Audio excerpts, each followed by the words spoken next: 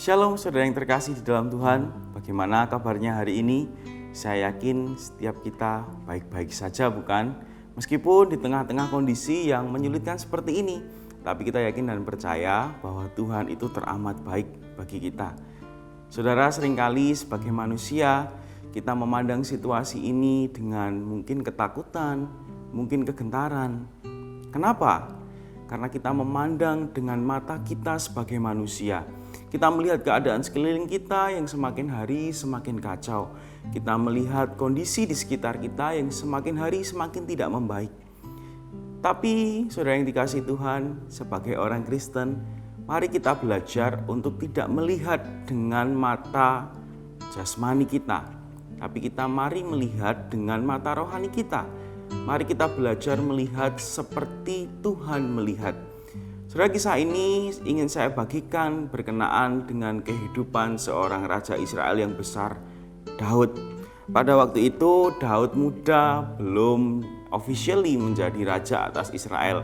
Meskipun di 1 Samuel pasal yang ke-16 Daud diurapi menjadi raja, namun demikian dia belum official menjadi raja atas Israel. Masih ada Saul yang pada waktu itu duduk di tahta. Nah, satu kali di tengah kehidupan bangsa Israel, ada seorang panglima tentara yang besar datang mau menyerbu Israel. Kita tahu namanya Goliat. Goliat itu adalah orang Filistin yang kemudian maju di hadapan barisan tentara Israel dan dia berkata demikian, "Aku menantang hari ini barisan Israel. Berikanlah kepadaku seorang supaya kami berperang seorang lawan seorang." Ketika Saul dan segenap orang Israel mendengar perkataan orang Filistin itu, maka cemaslah hati mereka dan sangat ketakutan. Saudara, pada waktu itu bangsa Israel melihat masalah yang begitu besar. Ada seorang bernama Goliat yang kemudian menantang barisan tentara Israel, mengajak beradu 1 lawan 1. Hal ini membuat Saul begitu takut dan begitu cemas. Begitu juga dengan tentara-tentara yang bersama dengan dia. Namun hal yang menarik terjadi. Ada satu anak muda, namanya Daud. Daud tanpa takut dan tanpa ragu, dia berjalan menembus barisan tentara Israel itu dan berdiri berhadapan dengan seorang Goliat.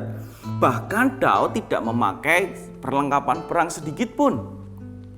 Lalu apa yang Daud katakan kepada Goliat? Daud berkata demikian.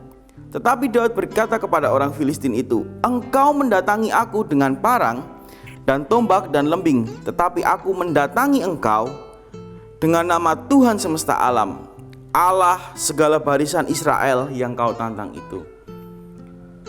Saudara, Daud mendatangi Goliat dikatakan bukan dengan senjata, melainkan dengan nama Allah yang hidup.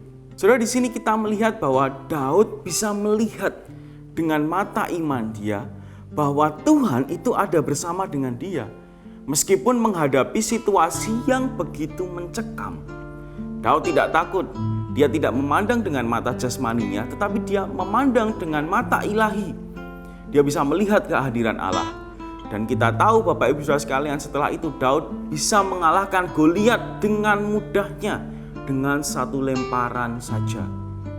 Saudara, kisah ini mengajarkan kita bahwa di dalam hidup kita sebagai manusia, kita perlu memandang seperti Allah memandang keadaan yang ada. Namun kemudian yang menjadi pertanyaan kita adalah bagaimana kita bisa memandang seperti Allah memandang. Saudara, kalau kita melihat kehidupan Daud, maka bisa disimpulkan satu hal. Kenapa dia bisa memandang dengan mata rohani yang begitu tajam seperti ini? Jawabannya hanya satu, karena Daud membangun relasi yang intim dengan Allah. Oleh sebab itu dia percaya bahwa Allahnya itu ada dan Allahnya akan mengajarkan dia bagaimana dia memandang keadaan sekeliling kita. Kita sebagai orang percaya hari ini, mari di tengah-tengah kondisi yang seperti ini, justru kita tidak terpuruk, melainkan kita semakin hari semakin giat membaca Alkitab, semakin giat untuk berdoa, sehingga kita dekat dengan Allah dan kita bisa melihat sekeliling kita seperti Allah melihat keadaan yang ada. Saudara, kiranya Roh Kudus memampukan setiap kita untuk boleh menghidupi firman Tuhan ini. Tuhan Yesus